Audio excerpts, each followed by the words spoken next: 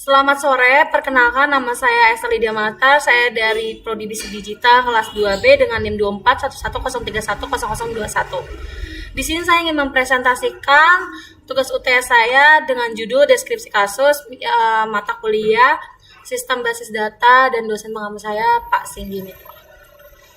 Oke, deskripsi kasus. Bayangkan Anda diminta membantu membuat sistem database sederhana untuk sebuah bisnis kecil yang menjual makanan secara online, seperti warung makan dan juga makan rumahan.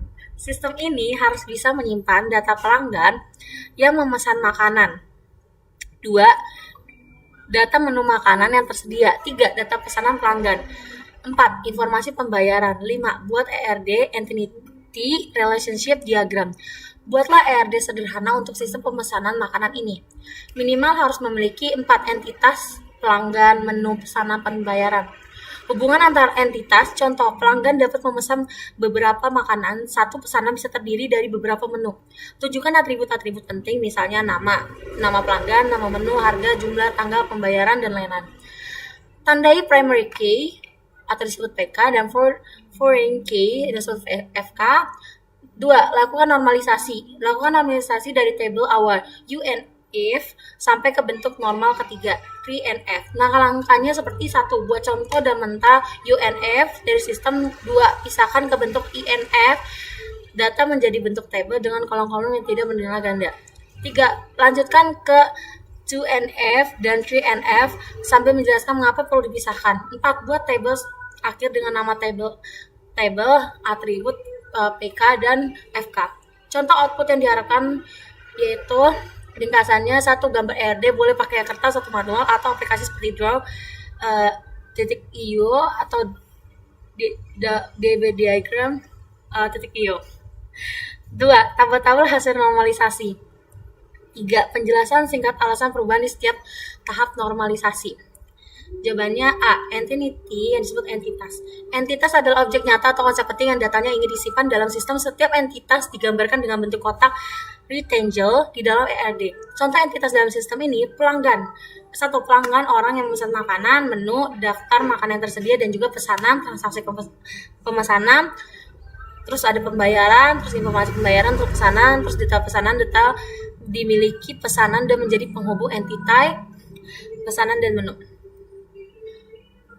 Terus data pesanan, pelanggan, pembayaran, pesanan, dan menu. B.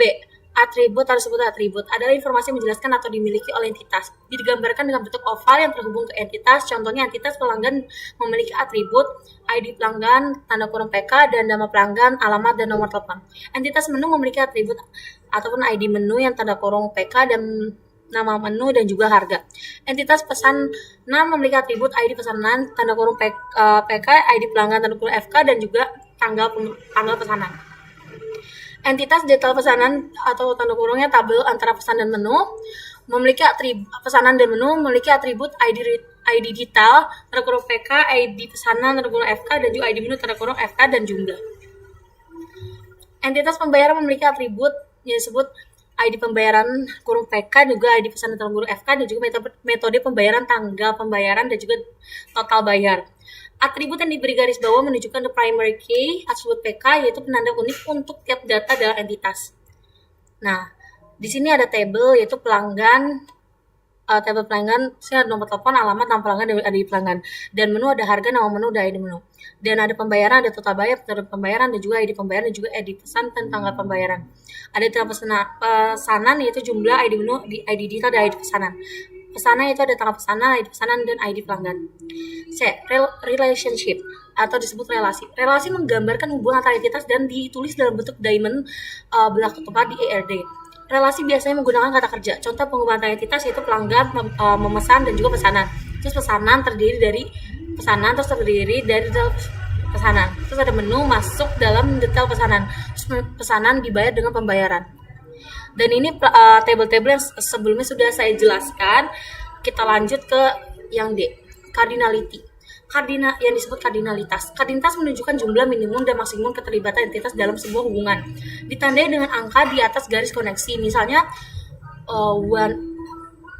satu pelanggan bisa punya banyak pesanan dan satu pesanan hanya punya satu pembayaran, dan juga N per N satu pesanan bisa punya banyak menu dan satu menu bisa pesan banyak pesanan dan diselesaikan dengan entitas detail pesanan.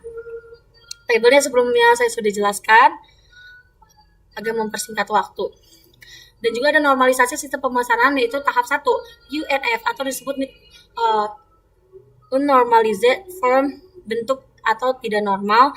Pada tahap ini data masih mentah dan bisa jadi pengulangan. Repeating group, contohnya ID pesanan itu P001, nama pelanggan Ana, alamat Jalan Mawar 10, nomor telepon 0812355990, dan tanggal pesanannya di tanggal 20 bulan 5 2025. Menunya ada nasi goreng, sate ayam dengan harga 15.000 dan 20.000, jumlahnya 1 dan juga 2, totalnya 55.000, status pembayaran lunas dan tanggal pembayarannya tanggal 21 bulan 5 2025. Masalahnya, kalau menu, harga menu, dan jumlah berisi nilai ganda, sehingga hasilnya tidak bisa diolah efisien. Tahap 2, INF, First Number Form. Pada tahap ini perlu dipisahkan data yang bernilai ganda ke baris terpisah hasil sebagai berikut, yaitu sebelumnya sudah saya jelaskan tabelnya, dan di atas menjadi atomik. Satu kolom hanya punya satu nilai, tapi masih ada data duplikat. Tahap 3, 2NF Second Number Form. Pertama-tama pada 2NF ini sudah 1NF dan semua atribut non kunci sepenuhnya tergantung pada primary key. Langkah selanjutnya pisahkan data ke dalam beberapa tabel berdasarkan dependensi. Tabel pelanggan yaitu ID pelanggan, nama pelanggan, alamat, dan nomor telepon. Seperti yang saya jelaskan, menunya nasi goreng, sate ayam, ini tabel-tabelnya tadi.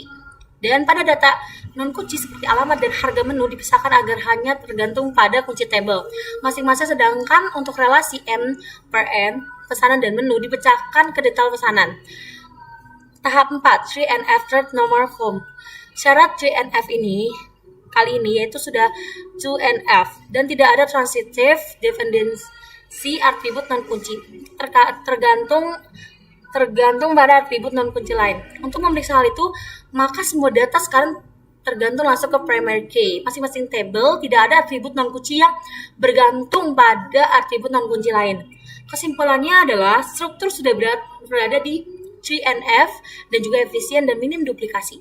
Berikut tabel akhir yang terdapat di 3NF yaitu ID pelanggan C001, nama pelanggan Ana, alamat di Jalan Mawar 10, nomor telepon 081234567890.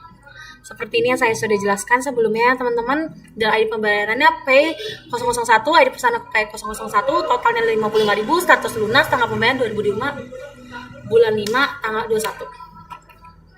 Oke.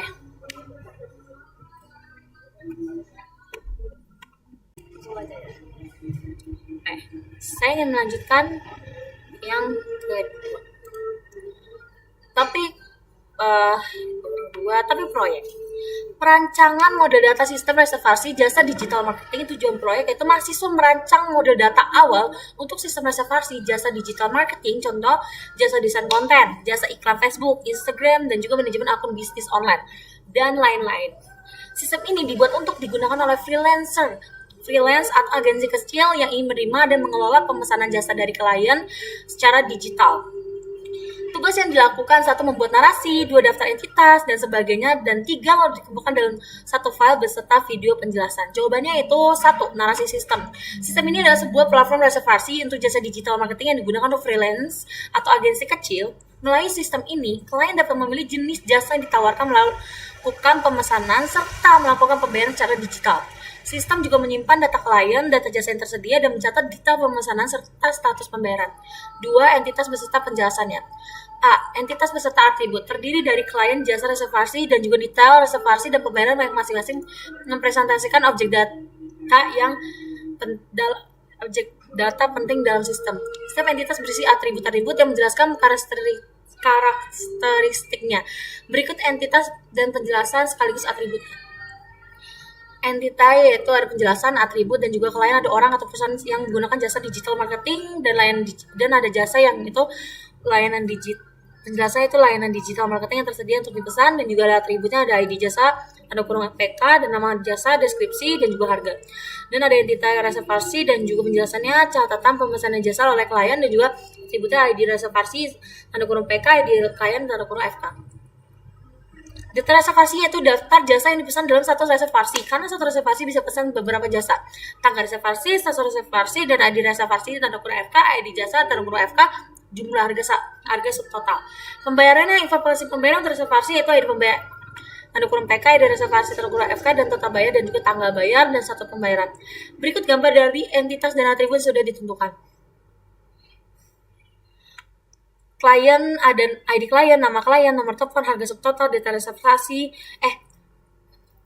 klien email, ada ID klien, nama klien, dan nomor telepon. Kalau ID data reservasi adalah harga subtotal, ID reservasi, dan ID jasa dan jumlah. Terus ID jasa, jasa ada harga, ID jasa, nama jasa, deskripsi.